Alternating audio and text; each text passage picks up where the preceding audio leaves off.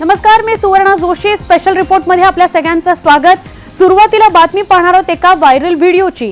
जळगाव जामोदमध्ये लागलेल्या आगीचा एक व्हिडिओ सध्या प्रचंड व्हायरल झालाय. भीषण आग पाहून कुणाच्याही मनात धडकी भरेल आणि म्हणूनच या व्हायरल व्हिडिओ मागचं सत्य जाणून घेण्यासाठी न्यूज 18 लोकमतनं पुढाकार घेतला आणि आमच्या टीमनं व्हायरल चेक करून त्यामागचं सत्य समोर आणलं. हा व्हिडिओ जळगाव जामोदचा.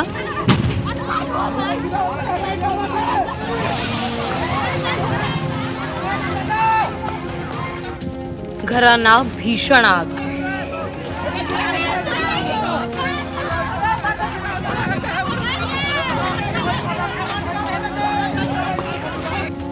माणसं जनावरं पळू लागली.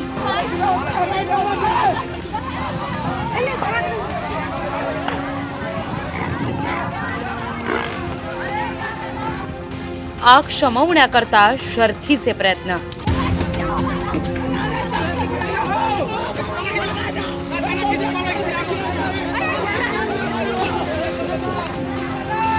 ही आग जळगाव जामोदमधली असल्याचा व्हिडिओ व्हायरल झालाय. भीषण आगीनं गावातील अनेक घरं पेटली आहेत. जीव वाचवण्याकरता सगळ्यांचीच धावपळ सुरू आहे. माणसं आणि जनावर अगदी सैरावैरा पळत आहेत.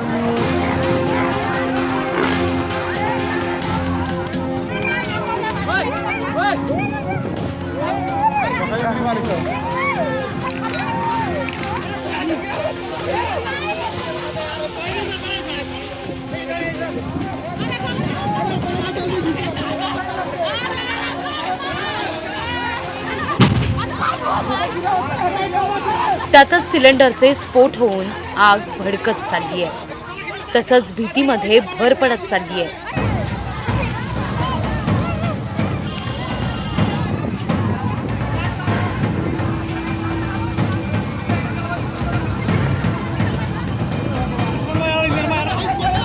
आग शमवण्याकरता काही जणांनी बादल्यांमध्ये पाणी आणलं, पण हे प्रयत्न तोकडे पडतायत.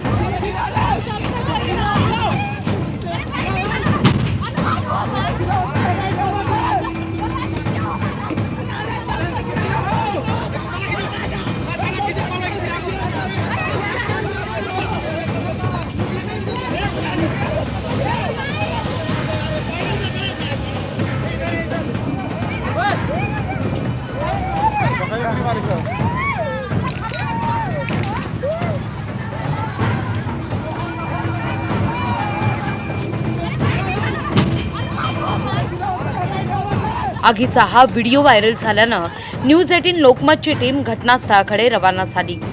घटनास्थळी पोहोचल्यावर ज्या ठिकाणी आग लागली होती ती जागा शोधण्याचा आमच्या टीमनं प्रयत्न केला. अखेर ती जागा आम्हाला सापडली, पण व्हिडिओत आग लागलेली जागा आणि इथली जागा सारखी नव्हती.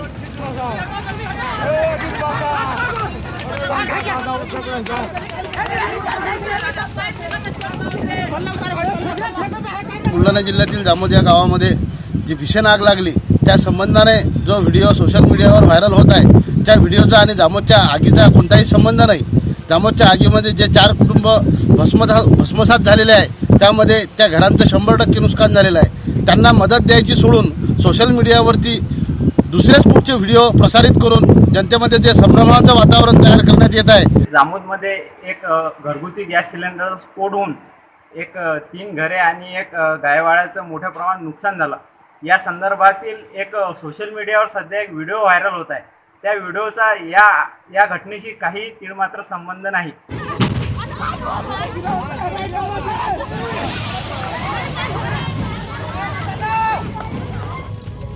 जळगाव जामोदमध्ये आग लागली होती, पण व्हायरल झालेला व्हिडिओ आणि प्रत्यक्षातली आग वेगवेगळी होती.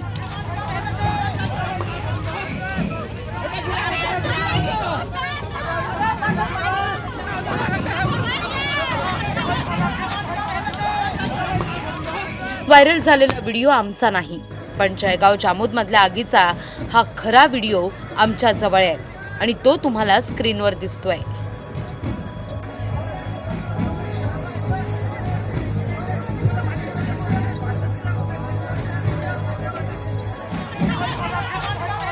एकोणतीस मेला ही आग लागली होती.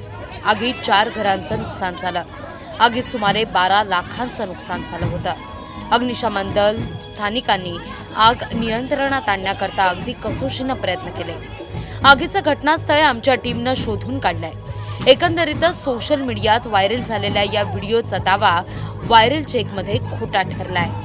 परिणामी सोशल मीडियातल्या व्हिडिओवर विश्वास ठेवण्याआधी 100 वेळा विचार करा, नाहीतर न्यूज 18 लोकमत पहा, म्हणजे सत्य काय ते कळेल। अमोल गावंडे, न्यूज 18 लोकमत, बुलढाणा। मुंबई लोकल आता केवळ उपनगराचं नाही तर पुणे, नाशिक आणि चक्क बडोद्यापर्यंत धावणार आहे। त्यामुळे पुणे आणि नाशिक शहरातून रोज मुंबईला अपडाऊन करणाऱ्या रेल्वे प्रवाशांची मोठी सोय होणार आहे। मुंबई पुणे नाशिक दरम्यान धावणार लोकल। पुढच्या आठवड्यात लोकलची चाचणी। लोकल ट्रेनमधून करा मुंबई बडोदा प्रवास। पुणे आणि नाशिककर ज्याची आतुरतेनं वाट पाहत होते ते मुंबई पुणे आणि मुंबई नाशिक लोकल आता लवकरच सुरू होण्याच्या मार्गावर आहे। पुढच्या आठवड्यात या दोन्ही रेल्वे मार्गावर लोकलच्या चाचण्या होणार आहे। त्यामुळे पुणे आणि नाशिकहून रोज मुंबईला अपडाऊन करणाऱ्या रेल्वे प्रवाशांची मोठी सोय होणार आहे। खरं तर या दोन्ही शहरातून रोज मुंबईला नोकरी आणि कामानिमित्त येणाऱ्यांची संख्या मोठी आहे, मात्र त्यांना काही ठराविक ट्रेनवर अवलंबून राहावं लागतंय। त्यामुळे या मार्गावर लोकल सेवा सुरू करण्याचा निर्णय रेल्वेनं घेतलाय। आता हा प्रवास दृष्टीपथात आलाय। पूना, नासिक, बड़ौदा को हम कैसे इससे मुंबई एरिया से जोड़ सकते हैं। जैसे हमारा नेशनल कैपिटल रीजन है दिल्ली में, उसी प्रकार से ग्रेटर बॉम्बे रीजन किसी जो भी होगा। या लोकल सेवेमुळे पुणे आणि नाशिक ही दोन्ही शहरं मुंबईच्या आणखी जवळ येणार असून ट्रेनवरचा ताणही कमी होणार आहे। पुणे नाशिक प्रमाणेच गुजरातहून मुंबईला येणाऱ्यांची संख्याही लक्षणीय आहे। या पार्श्वभूमीवर मुंबई बडोदा लोकल सुरू करण्यात येणार असून या मार्गावरही चाचणी घेतली जाणार आहे। याशिवाय येत्या 6 महिन्यात मध्य आणि पश्चिम रेल्वेच्या ताफ्यात एसी लोकल दाखल होणार आहे। त्यामुळे आता पश्चिम रेल्वे पाठोपाठ मध्य रेल्वेवरचा लोकल प्रवासही गारेगार होणार आहे। सुरक्षेच्या दृष्टीनं महिला आणि पुरुष अशा दोन्ही डब्यात सीसीटीव्ही बसवले जाणार आहे। पश्चिम रेल्वेच्या ताफ्यात दाखल झालेल्या नव्या एसी लोकलची येत्या आठवड्यात चाचणी केली जाणार आहे। लोकलचं वैशिष्ट्य म्हणजेच लोकलला वेगवान करणारी मोटर डब्याऐवजी चाकांच्या बाजूला बसवण्यात आली आहे। पावसाळ्यात या लोकलची चाचणी होणार आहे। मुंबई ते दिल्ली दरम्यान ट्रेन 19 चालवण्याचा रेल्वेचा मानस असून ती वास्तव्यात आल्यास अवघ्या 12 तासात मुंबईहून दिल्ली गाठता येणार आहे। येत्या 6 महिन्यात लोकल प्रवाशांचा प्रवास सुखकर करण्याच्या दृष्टीनं रेल्वेनं पावलं उचलण्यास सुरुवात केली आहे। स्वाती लोखंडे ढोके, न्यूज 18 लोकमत, मुंबई। वाहतूक कोंडी मुंबईकरांकरता काही नवी नाही। वाहनांची संख्या वाढत असल्यामुळे वाहतूक कोंडीचा सामना मुंबईकरांना अगदी रोजचा झालाय। मात्र आता या वाहतूक कोंडीची नोंद जागतिक पातळीवर झाली आहे। जगात सगळ्यात भयंकर वाहतूक कोंडी मुंबई शहरात असल्याचं एका अभ्यासात समोर आलंय।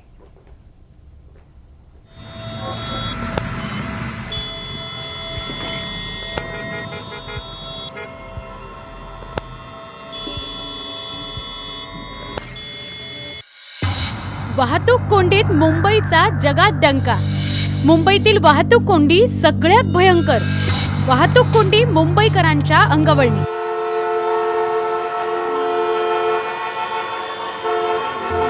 वाहतूक कोंडी ही जणू मुंबईच्या पाचवीलाच पुजलेली। मुंबईकरांना रोजचे काही तास या वाहतूक कोंडीतच खर्च करावे लागतात। मुंबईच्या रस्त्यावर सतत वाहनांची संख्या वाढतीये, त्यामुळे मुंबईतील रस्त्यांवरचा ताणही वाढत चाललाय।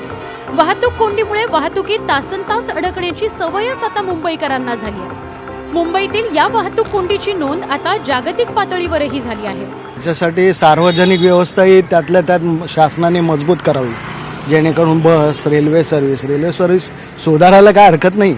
4-4 लाईन 5-5 लाईन टाकून वगैरे जसं जमेल तसं आत्ताच जमलं पाहिजे असं काही नाही।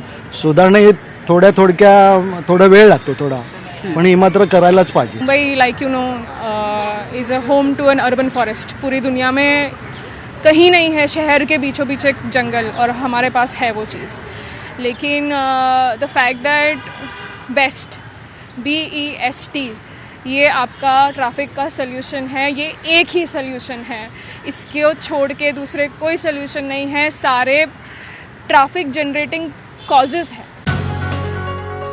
जगभरातील वाहतूक कोंडीचा अभ्यास करण्यात आला असून मुंबईतील वाहतूक कोंडी ही सगळ्यात भयंकर असल्याचं समोर आलंय. मुंबईकरांना वाहतूक कोंडीमुळे निश्चित वेळेपेक्षा 65% अधिक वेळ खर्ची घालावा लागतो. नवी दिल्लीत वाहतूक कोंडीमुळे 58% अधिकचा वेळ वाया जातो. वाहतूक कोंडीत जगाच्या तुलनेत नवी दिल्ली 4थ्या स्थानावर आहे, तर रशियातील मॉस्को शहर 5व्या स्थानी आहे.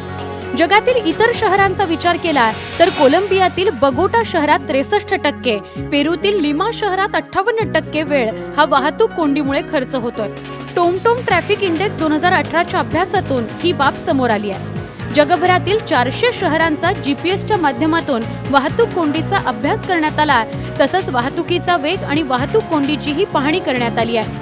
वाहतूक कोंडी ही एक जागतिक समस्या बनली आहे आणि वाढती वाहनांची संख्या हे त्यामागचं प्रमुख कारण मानलं जातं. त्यामुळे या समस्येवर तोडगा काढण्याकरता सामूहिक धोरण निश्चित करण्याची आवश्यकता आहे. Bureau report, news 18 Lokmat, Mumbai. मुंबईकरांकरता मोठी खुशखबर आहे. आरे वसाहतीमध्ये आंतरराष्ट्रीय दर्जाचं प्राणी संग्रहालय उभारलं जाणार आहे. सिंगापूरच्या नाईट सफारीच्या संकल्पनेवर विकसित केली जाणारी नाईट झू सफारी जगात भारी करण्याचा संकल्प करण्यात आलाय.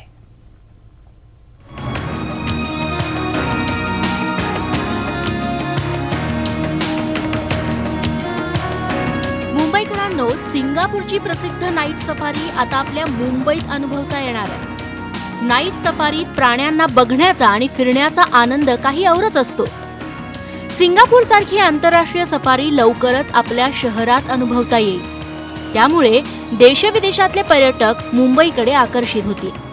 राज्य सरकारचा वन विभाग आणि मुंबई महापालिका यांच्या एकत्रित प्रयत्नानं आंतरराष्ट्रीय प्राणी संग्रहालय उभारलं जाणार आहे. जागतिक पर्यावरण दिनाच्या औचित्यानं प्राणी संग्रहालयाच्या करारावर स्वाक्षरी करण्यात आली.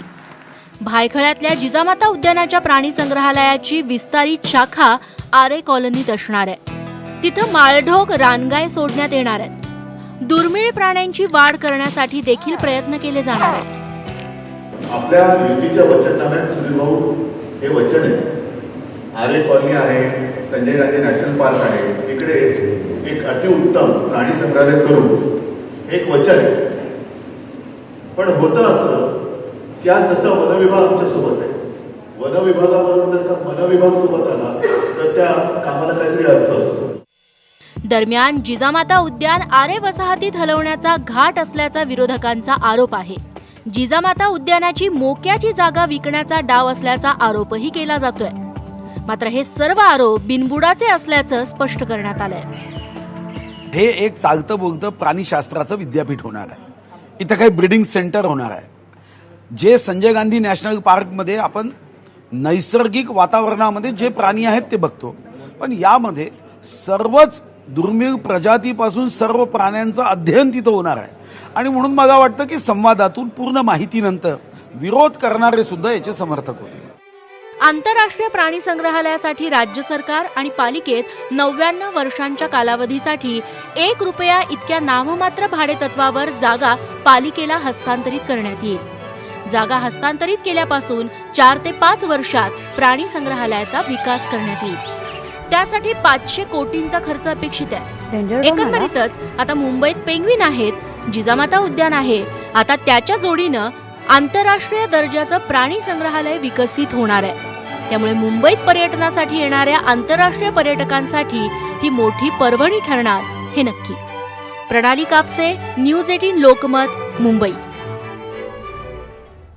बातमी आता शिवराज्याभिषेक सोहळ्याची. शिवराज्याभिषेक सोहळ्यानिमित्त केले रायगडावर मोठ्या संख्येनं शिवभक्त दाखल झालेले आहेत आणि या निमित्तानं रायगडावर अनेक मर्दानी खेळही सादर केले जात आहेत.